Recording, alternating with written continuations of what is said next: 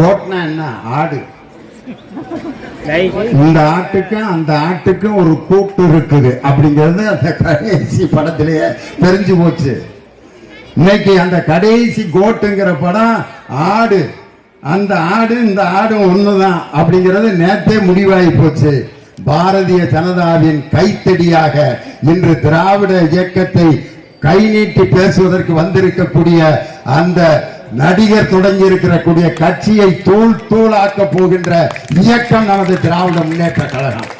காரணம் என்னன்னா, அவர் பாத்தீங்கன்னா ஏகப்பட்ட தலைவர்களுடைய படங்களை எல்லாம் போட்டு ஆஹா ஓஹா அப்படின்னு பேசிட்டு ஒரு வார்த்தை சொல்றாரு, 200 தொகுதியில் வெற்றி பெறுவோம் என்ற கூட்டணி இருமாப்போடு பேசிக் கொண்டிருக்கிறீர்களே அப்படின்றார்.